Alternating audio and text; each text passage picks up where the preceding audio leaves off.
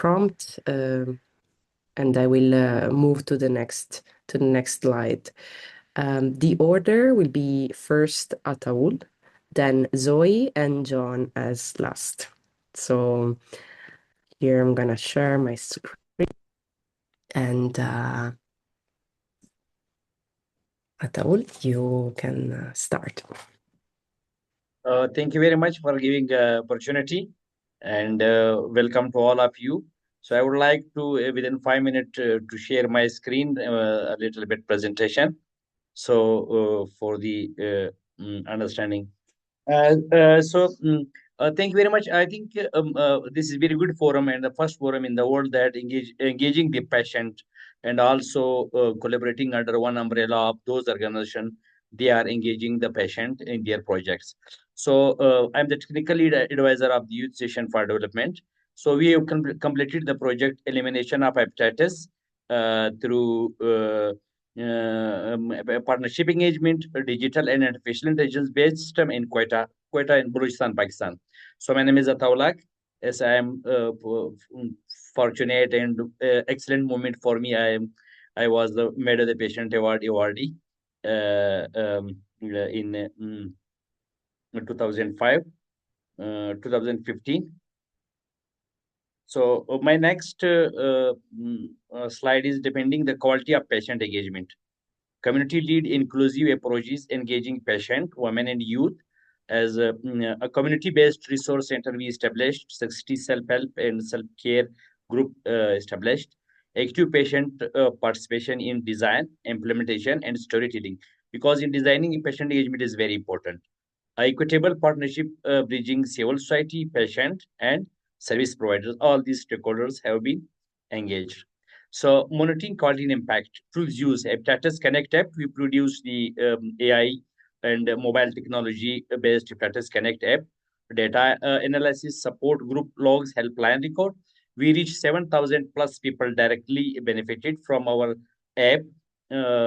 Outcomes, improved awareness and early diagnosis and strengthening patient provider communication, reduction in stigma and misinformation, because stigma in hepatitis we have a stigma here in our communities, and misinformation and disinformation is also the phenomena and one of the big problem in our society and community about any disease, and particularly in hepatitis.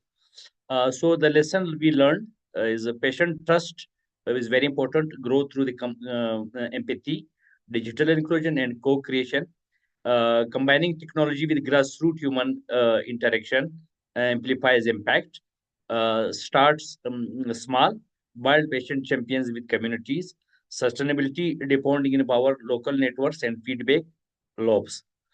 So reflects a future vision.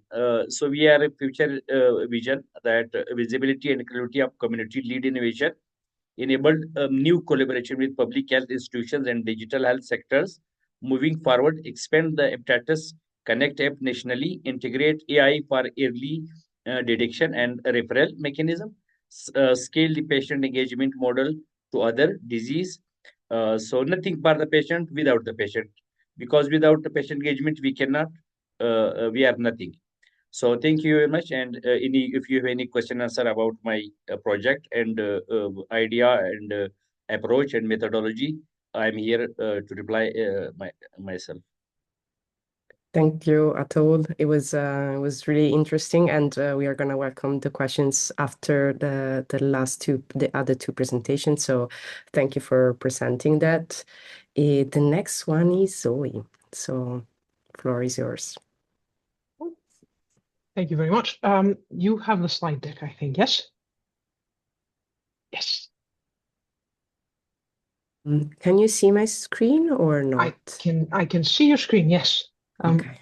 But you have that's okay. But I'm just wondering, you have the slide deck that I sent. Yes. Fantastic. Thank you so much. Okay, so I'm Zoe. So I'm the General Secretary of Lupus Europe, which just means that I'm very, very lucky in that I work to support the board of a really incredible organization. Can move to the next slide, really. But what is Lupus Europe, really? Lupus Europe is an umbrella organization It federates 32 national patient lupus groups across 30 countries in geographical Europe. Through its members, Lupus Europe represents about 34,000 people living with lupus in Europe. And we've got a vision, which is a fulfilling life for every person with lupus in Europe until we reach a world without lupus. That's incredibly ambitious, and we know that. We believe we can get there, but until we reach a world without lupus, we can focus on a fulfilling life for every person with lupus. But everything we do really is grounded in collaboration, and Lupus GPT really actually grew directly out of that. The idea behind the initiative of Lupus GPT was actually born in a collaborative discussion at the European Lupus Meeting 2024, and that's a really big pan-European medical congress for lupus. We were in a session called How Should the Lupus Community Work Together to Get the Best but Not the Worst Out of ChatGPT? And it was that conversation in that session that planted the seed really in our minds. And that made us realize artificial intelligence, it was coming, whether we were ready for it or not. And it was really up to us to find a way to harness the power of AI so we could get the best out of it for the community of lupus patients. So we had a really, really crazy thought, and that was, what if we could lock ChatGPT in a room? What if we could take it and put it in a room and make it have just valid resources on lupus, and then we can get people access to dynamic answers to all their lupus questions. So we don't like to talk about things for a long time. We like to do things. So within a couple of weeks, we brought together patients, industry, lupus specialists, AI experts across Europe. We started turning that question into something that turned out to be quite real, something that we thought would help patients access valid information in many, many languages about lupus in a dynamic dialogue-based format. So really, I'm going to talk about Lupus GPT for a second, but I have to say that it didn't start as a tech project. It started as a dialogue. And I think that's really, really important because it's sort of colored the project throughout. So if you could go to the next slide. So what is Lupus GPT? It's a multilingual, like I said, speaks almost any language, completely free, completely open access AI tool. It was built collaboratively, which is one of the things we're very, very proud of. It can answer questions about lupus in almost any language. It only uses valid medical sources like Lupus 100 or EULAR guidelines for lupus. And again, to make this really simple, we built a room, we put the tool inside the room, we closed the door, we locked it in a room so it can't escape, it can't use any sources of information other than the ones we give it to answer questions people might have. This makes it really a dynamic source of information on lupus in almost any language. And this is a tool that people can go to ask their own questions in their own words and get a medically valid answer in lay language and dialogue format. The difference here is that it isn't static like most sources of information about these things. It isn't medicalese like medical journal articles that can be very, very hard for lay patients to access. It's very tailored. So Lupus GPT does all this. We also have a feature within Lupus GPT called Easy Lupus, which does exactly the same, using exactly the same library of valid documents that Lupus GPT does, but giving answers in much, much simpler language to about a level of a 10-year-old child. And that's to broaden information accessibility on lupus for people who have lower literacy, which is a real problem. There's nothing tailored for them out there, or nothing that we found at least. So, and we've made this deliberately open. There's no login, there's no paywall, there's no subscription. There's a QR code on the screen, so you can just scan it and try it as we speak. It's housed on a completely open web page. So if you could go to the next slide. This is a really ambitious project. Why did this work? And if you think about the time frame that we did this, it was really, really short. We started working on this end of March 2024. The beta version of the tool was actually live by mid-June 2024. So it didn't just work, it worked really quickly as well. This project, we think, worked because it was grounded in dialogue, and I'll keep coming back to dialogue. It was grounded in trust. It was grounded really in equal partnership. We didn't consult patients. Patients lived and breathed this project from day one, and that really, really ensured Lupus GPT reflected real patient needs, real patient voices within it. Patients co-wrote, co-tested, co-led, but it wasn't just patients. We worked with so many different people on this. We consulted industry partners, AI developers were in on this, specialist lupus doctors were in on this. Everybody came together, everybody worked on this, and we're so incredibly proud about that. When something didn't work throughout this process, we listened, we adapted. Very importantly, this hadn't been done before, or certainly we hadn't done this before either. We didn't wait for things to be perfect. We just started. So we took a step and then another step, and we just built as we went. We always look for ethics and transparency, but we just started.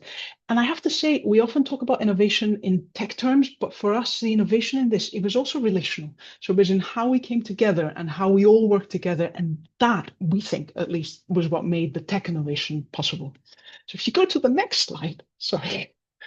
We have to say that since its launch, and that's in September 2024, the full launch, Lupus GPT has now answered more than 46,000 questions across 122 countries. Sorry. So now I have to say we are Lupus Europe. So our focus is always on lupus, always on Europe. But we have been so pleasantly surprised to see that from those 122 countries that have used Lupus GPT, 39 of them are low and middle income countries, which we think is a really, really powerful statement. So access to valid health information on rare diseases like lupus is a really, really global need. It's not isolated to any geography. And it's very important that it exists. So Lupus Beauty obviously has been recognized with the Emerging Innovation Award. We're incredibly proud of this. And this has helped also so much with the dissemination of this initiative. So we're very, very grateful. I have to say that. Part of the real success for us is something also quite different. It's when we're at a congress and this keeps happening, or when we get an email from a doctor who says, actually, there was no information on lupus in my language or in my country, and this is finally something that I can give my patients to get information. And that really anchors us to the purpose of the tool. That really reminds us of why things like this are important for people. So we're all around very happy about this. So if you could go to the last slide, I promise, I'll stop talking very soon. So we learned a lot of things in this process, and there's not enough time to go through all of them, but some key points really. There's a lot of lessons still learning, but accessibility is a key point. It's never done. There's always more that we can do to broaden accessibility and to work to get valid information to the hands of even more people. At the moment, we're testing a voice-activated version of Easy Lupus, so people can say their question to this tool and get a spoken answer back. This is in beta version at the moment, but this might be one of the ways people can get information in their language, even if they're illiterate, which is very important. That's a real gap in information. I have to say, Lupus GPT is lupus specific, but the blueprint of the actual model is not. The model of collaboration it was built on is not. So any disease area, any organization can actually replicate Lupus GPT for their own condition and disease area. So we can have many, many such tools, multilingual, free, accessible for people, giving valid information. And finally, I would say nobody can do this alone. Collaboration and dialogue, that's key. Collaboration across patient organizations for projects like this, crucial.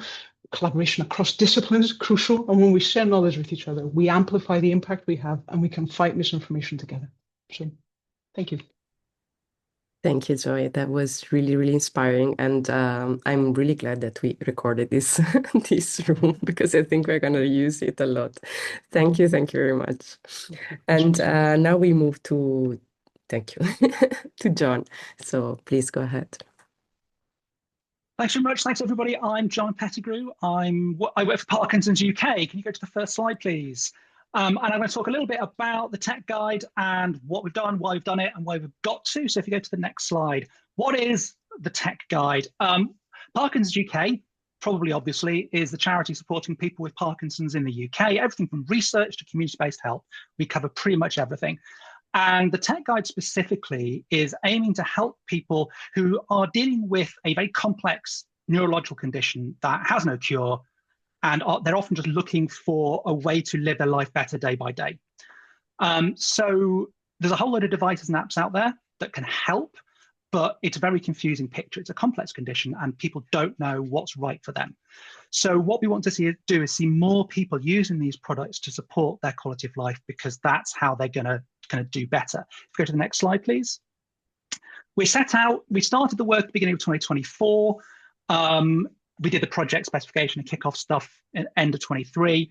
Spent the first half of 2024 making sure we understood what the community wanted and needed, what the problem actually was. Started delivering. We had our first beta internal and to some testers in July last year.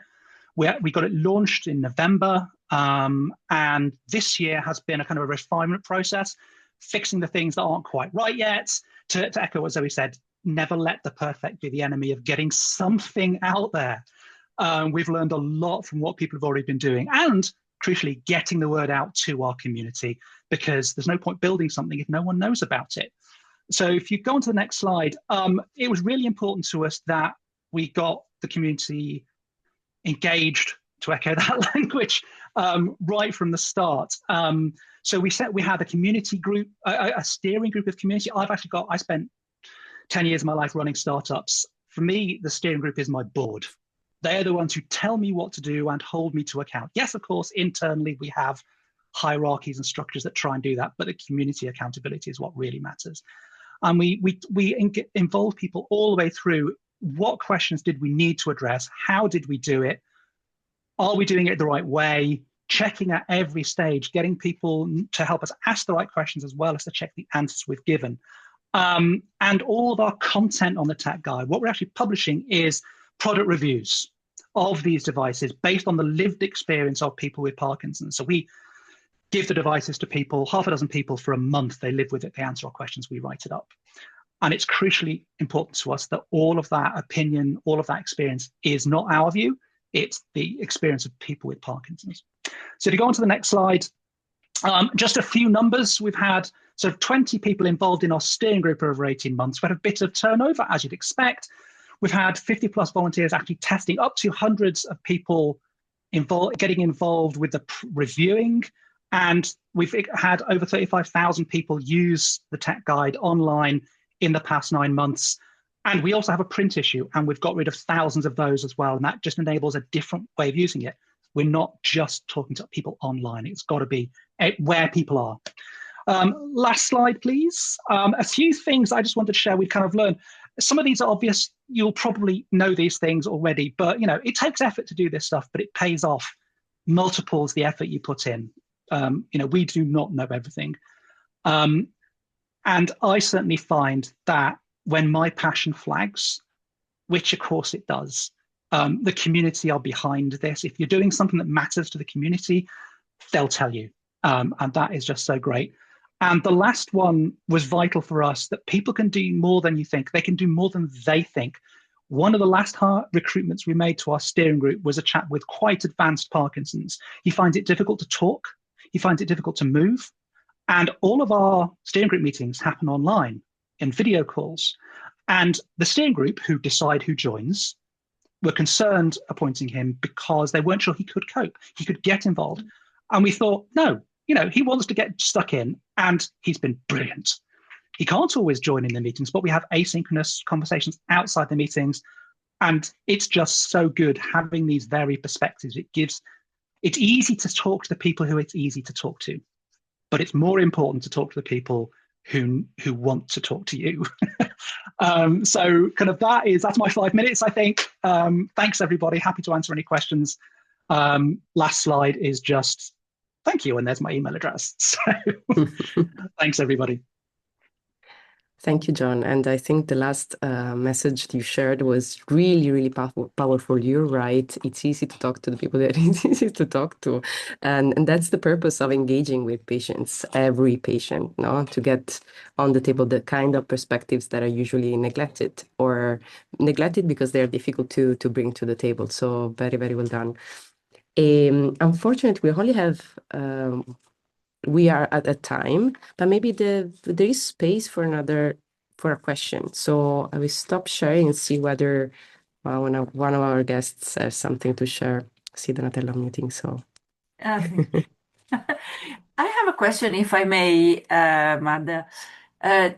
To all winners, actually, it's a very simple question. Imagine we are submitting something to the Made with Patients Awards.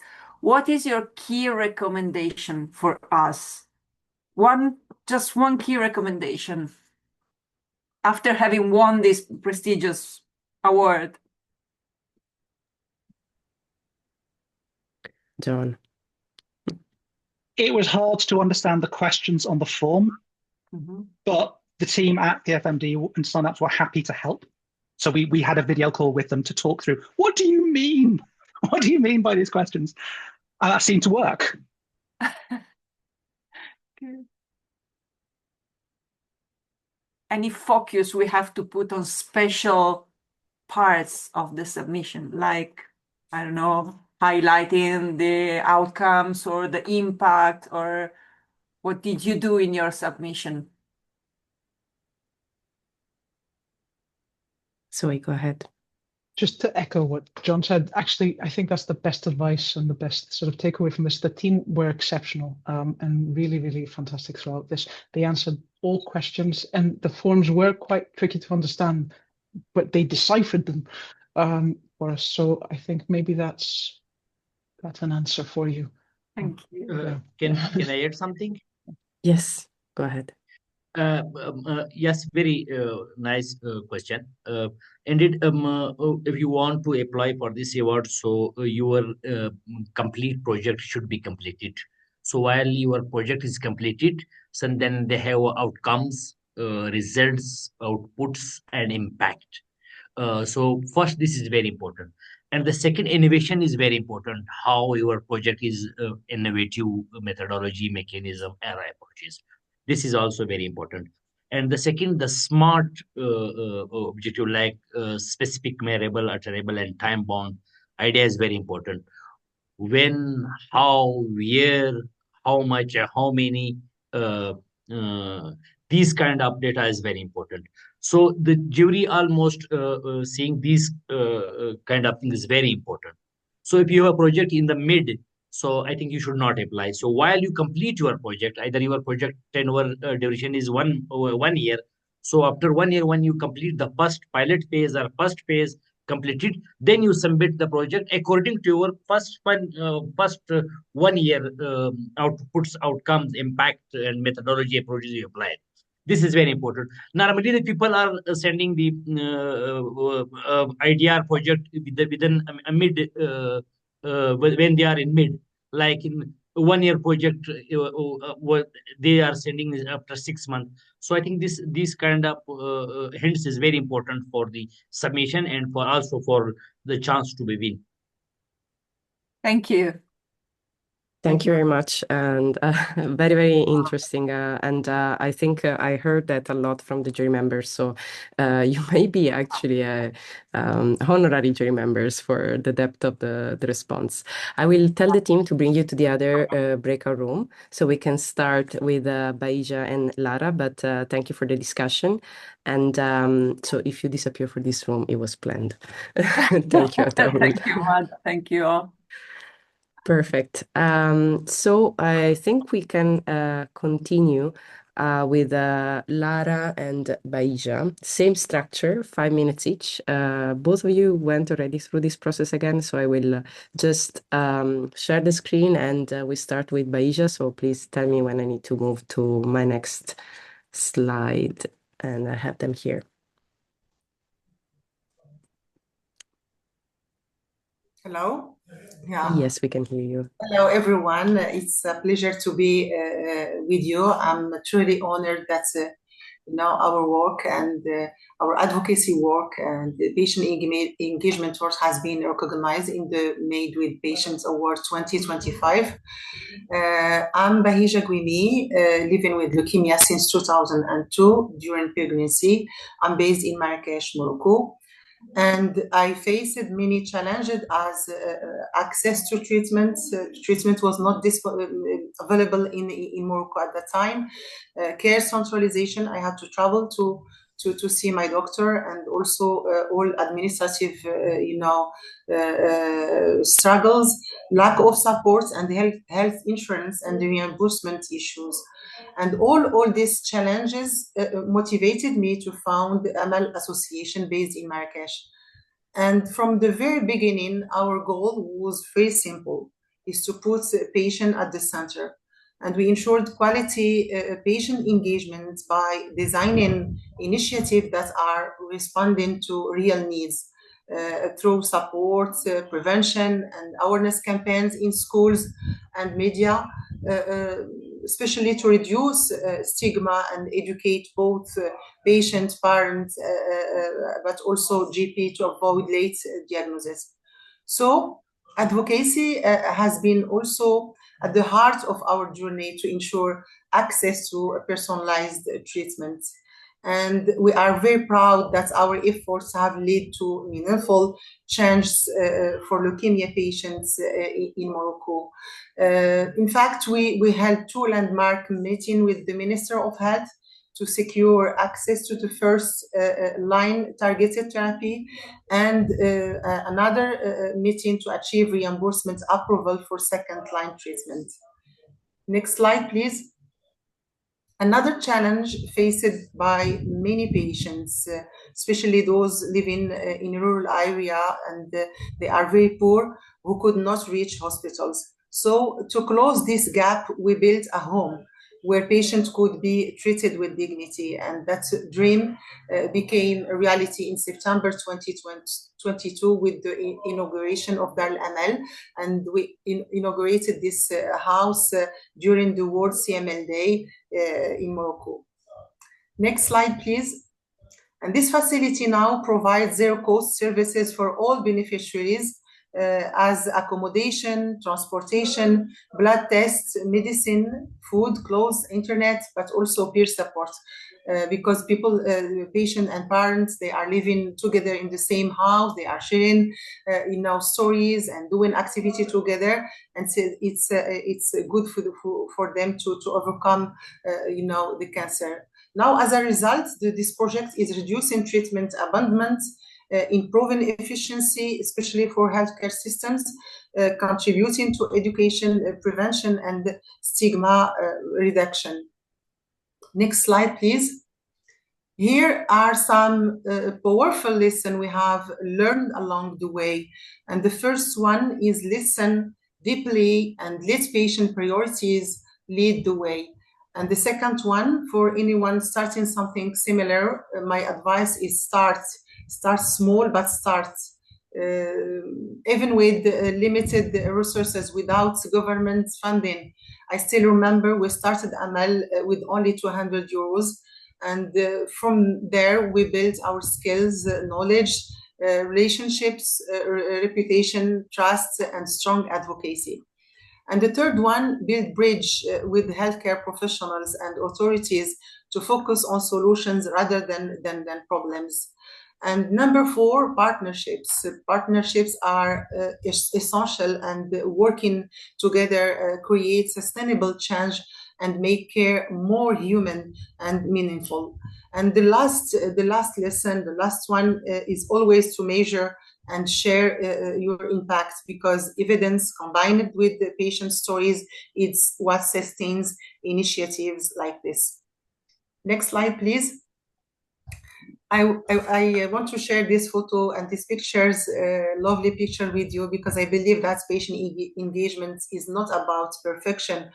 It's about authenticity and to continue learning, and it's about empathy, about valuing patient lived experiences. And this recognition not only honors our journey, but also gives visibility to the Moroccan experience, to the Moroccan patient community, by opening new connections with global advocates and creating opportunity to exchange best practices and also to adapt at a local level or setting. And believe me, I didn't win right away. Last year I was nominated, and this year I was awarded. And sometimes we all want quick results, but it's important to keep growing, improving, and staying inspired until the end, because sometimes we are just one step away from achieving our biggest goal. And sometimes it's very difficult, yes, but never impossible. There is always a way to achieve what we want, as long as we stay true to our values and keep our motivation strong. Thank you very much. Thank you, Baija. And that's a very strong message. I really like it, especially when you described how you grew this community in the past few years. Like, it's impressive to see the progress, as you said, from 200 euros to building a house for a lot of more than 800. Like, I mean, all the numbers before were amazing. So thank you very much. And now it's your turn, Lara. Go ahead. Thanks very much. Okay, so when I was very grateful to receive the award this year, I didn't receive it for a particular project or program of work. I think it was for my overall efforts over the past 15 years in embedding lived experience.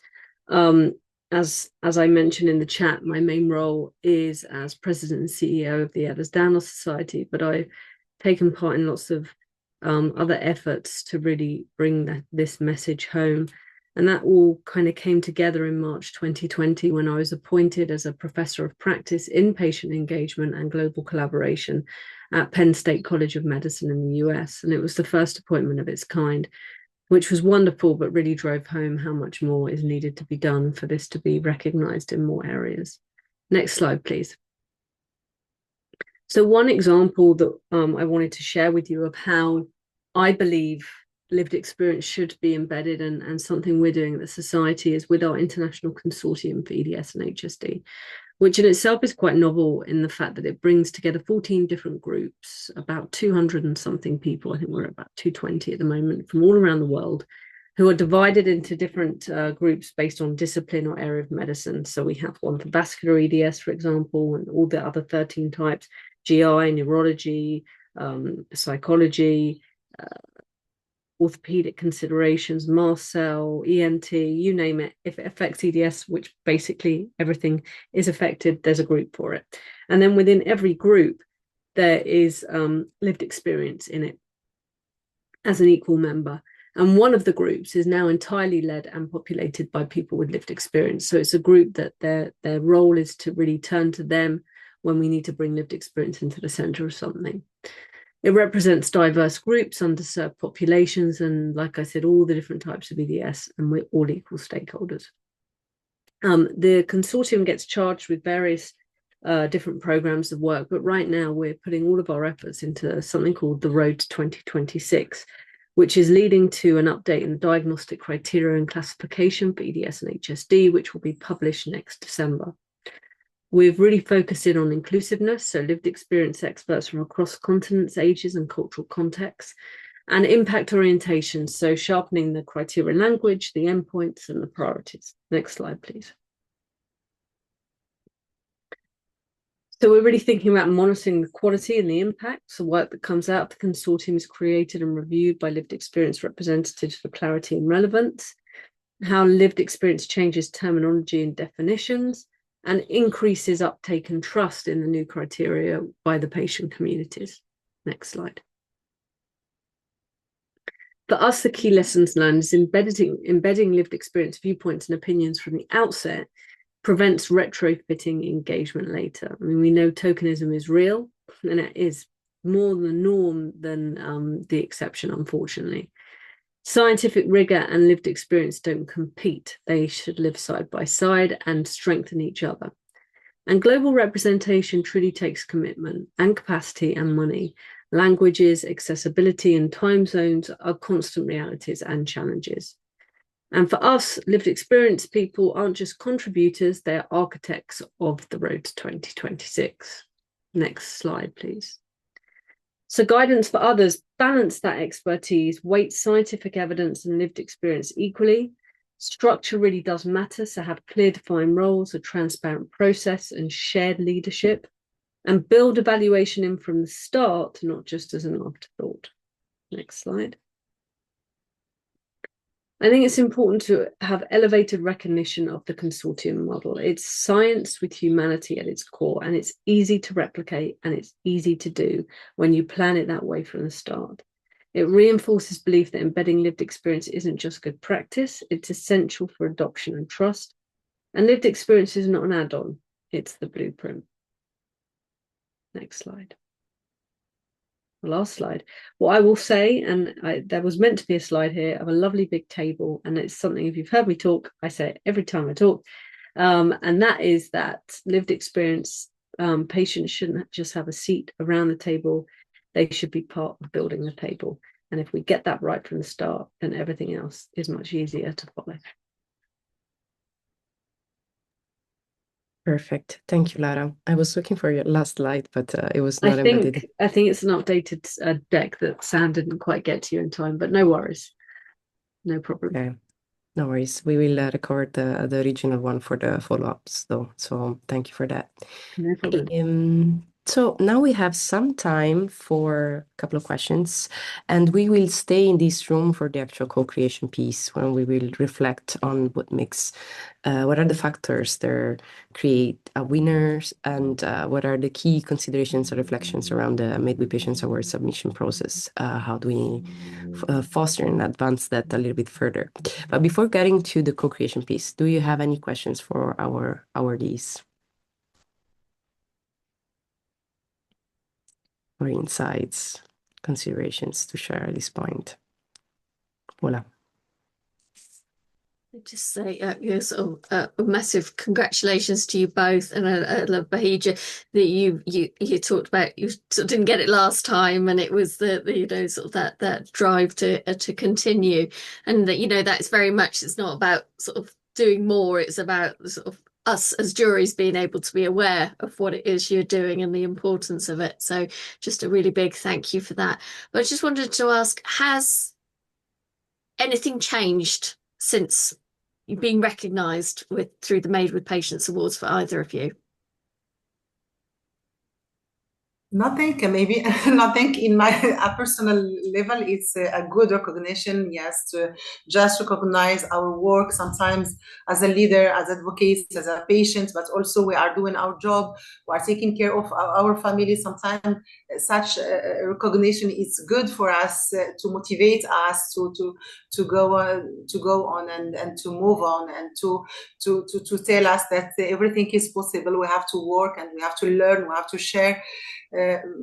But also give us this visibility when we are sharing on social media as we are the winner, because our intention in the beginning is not to be a winner, but leading some initiative and working and improving patient community and especially access and education and reducing stigma and so on.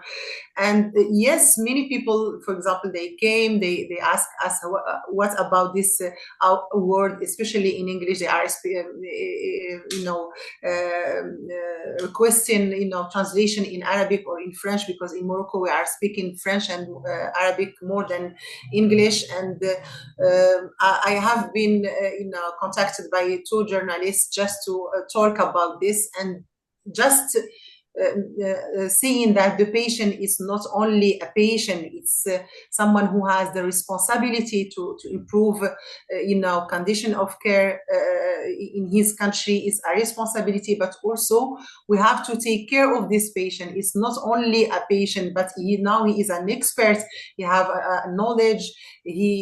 For example, in Morocco we have the degree about patient expert degree in University of Medicine, and I got this degree in 2021, and now I am trying to monitor other cancer organization in Morocco.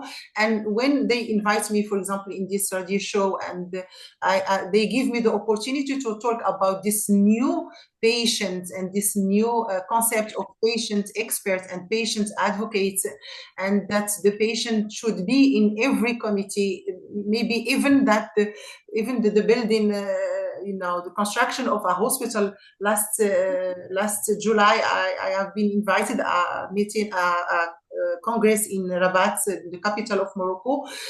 They are talking about l'hôpital de demain. This is the hospital of the future, of tomorrow. How can we build this hospital? And I said the patient should be consulted, because sometimes we have all walls in white. Everyone is wearing the white, and it's crazy. No colors, no thinking about the patient. And this is our role as a patient advocates. In the end, maybe we will have many awards, but in the beginning we have to start. But working on patient needs, education, and reducing stigma, and also building this bridge between us and the healthcare professional, and maybe speaking the same language. I hope I answer your question. I think it is amazing. There haven't been any changes either, other than it was my first award I've ever won in this area, and everyone always said to me, "What? that's crazy. You must have had lots of awards. So now I can actually say, well, yes, I actually do have an award. So it was really lovely for my first award to be at PIOF, and in that way, it was a really special moment. And then very shortly after, just a month later, I got my second award. So I think it began a lucky streak. But yeah, no, it doesn't. I don't think you need an award for it to mean that you can do good things and that things continue. It's the feeling of really so often that you do everything for free and as volunteers and in your spare time, and often it can feel unseen, and a lot of work and a lot of blood, guts and sweat and tears that go into it. And so it's really lovely when that can be recognized and celebrated. Oh, fantastic. Hopefully the stories from... I was very, very, very, very happy and honored to be with Lara, my dear Lara, together in the same stage, celebrating our this award is something very, very huge for me and for her, so for sure, because we are working for free, as she said, we are volunteer, and we have many volunteer commitments, with our job, our families, and so on. I want to add something that sometimes when we are bringing, for example, I was awarded as the first civil society personality in Morocco in 2017. Yeah, I was invited by many journalists, but when you are bringing award from an international award, it's more valuable and more, it's more important, because in Morocco maybe people they are knowing me, but in the international level, people they are trying to know me through my work, my advocacy, my patient engagement, and this is something very, very important. In my country, low income countries, when we are bringing something from the foreign, experience, it's more valuable than national one. Thank you. Fantastic. And I was just going to say, hopefully the stories from Runcie and, the actual, hopefully it will open up new partnerships, and the holistic models that you both adopt with your patient groups, I think is really, it's how we as PFMD, these awards can add strength to what you're doing. So I'm really, really glad that it's, you're giving you the recognition you so rightly deserve, but hopefully it does then start to get more profile, and it's just brilliant to see what you've all been doing. So thank you both. Thank you. Wonderful. So we now have 10 minutes. It's not much, but we're trying to be productive, really to reflect around what are the factors that what makes an award winner. So trying to think about some common elements and common elements between you and the other winners. And I'm just maybe putting a couple of things on the table already to get in that mind space.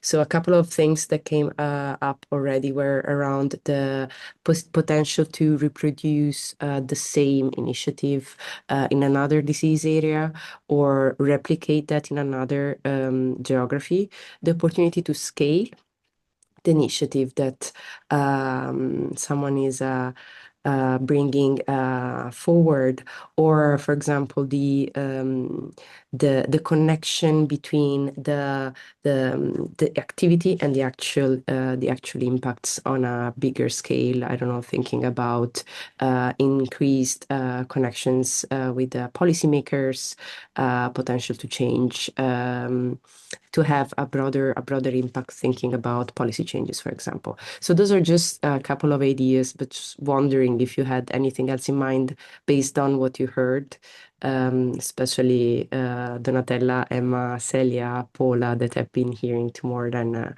they went through a couple of rounds of presentations. I have to run to the bathroom. I'll be as quick as I can, but I'm staying No here. worries. I'll be 1 second. Thank you. No worries. Go ahead.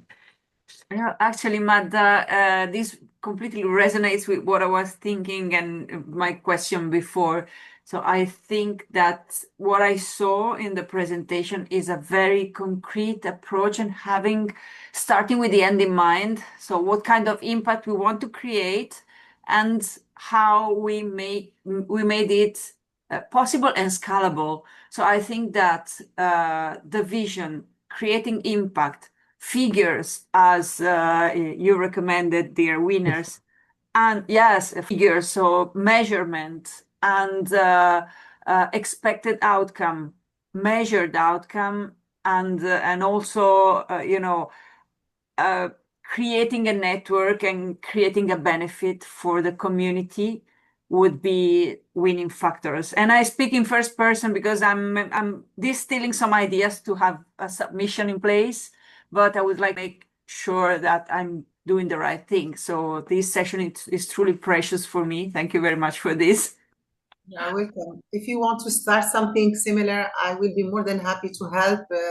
We have my contacts, and we can speak, we can discuss, we can talk also about the challenges, about also the opportunities and everything. I will be more than happy to help. With pleasure. Thank you, Benja. Welcome. You're welcome. Perfect. Hola.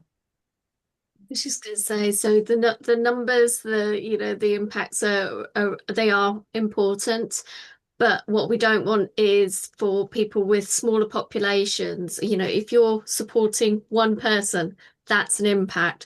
So where there are things like that, don't feel you have to, have the thousands and thousands to show that you're on that pathway to impact for your given population. So quotes, why this is important, how it's changed a patient, that's as powerful as numbers.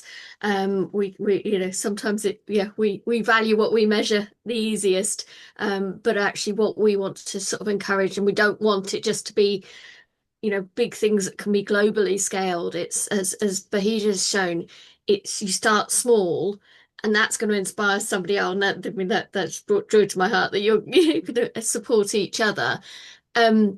But it could be transferable into another condition, and individuals don't tend to just have one condition.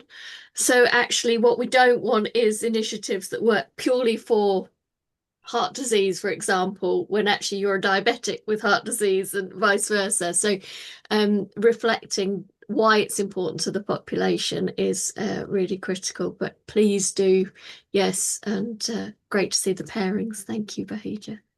You're welcome. And I want to add something with you, just to share something with you, very, very important. When I start, attending my first international meeting, it was in 2002. It was ESMO. And I was unable to say a word, and they say, oh my God, everyone is speaking English and I am speaking only French, looking about French people, Canadian people, from Belgium and so on. And they say, next time I will not attend any meeting. But 2008, again, I was invited. I said, Bahijah, look, this is a big step. Are you, ready to start this, new journey to learn English? And say, no time. I am my family, my children, my job, and all other commitments. And when I attend in Bavino, in the same place of PIOF, I was enabled 2008 to say a word. Only the words I was able to say hi and bye. And when people they see this smiley face, they came, hi, where are you from? And said, bye, because I couldn't understand what they are saying. And they said, look, Bahijah, you have to do some sacrifices if you want to improve patient community and patient involvement and so on. And they start learning English till 2 a.m. or 3 a.m. when I give shower to my children, I cook the dinner, and I start answering this long email just to understand, without ChatGPT, without anything, only me and the laptop, start trying to understand. And I learned by the hard way. Even my poster, I learned Canva. I learned how to make a good presentation, how to make a good, impress my audience. And I start, of course, I'm a university teacher. I'm teaching communication, but in French. And I said, yeah, you are smart, Bahija. Maybe you can't speak in English, but you're still the same person. You are smart, you have dreams, and you can do it. And I encouraged sometimes myself, sometimes by crying, sometimes by laughing when I finish a late email, but I succeed. Now I am not looking at my English or bad pronunciation. I'm looking to the impact that I can do. I am looking that people, they can hug me and they can feel Bahija and feel my dreams and feel the impact I have, I did in with my community. Thank you.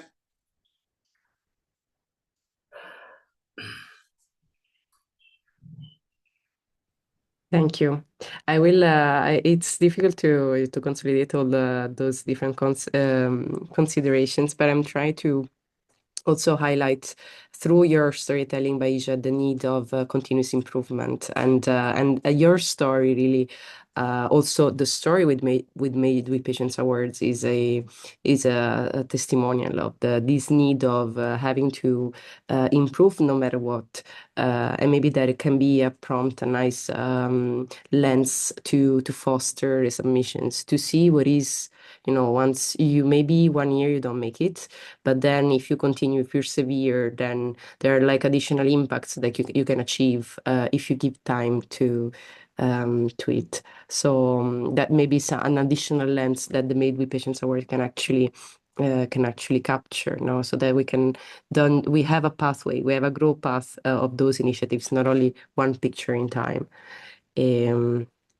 So we only have like other 2 minutes. So if you have any other considerations, maybe around the process itself, like what can we do in order to make the submission process easier, or to raise awareness about your stories? I mean, this session is one of the ways through which we can give visibility to some examples, but is there anything else that comes to mind?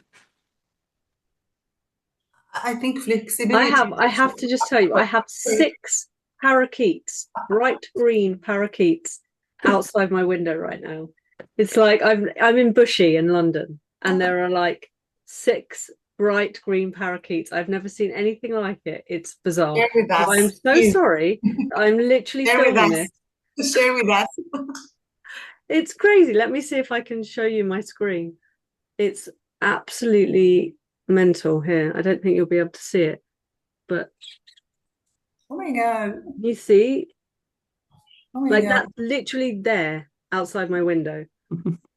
So I had to try and capture it to show my daughter because she wouldn't believe me. So I'm very sorry.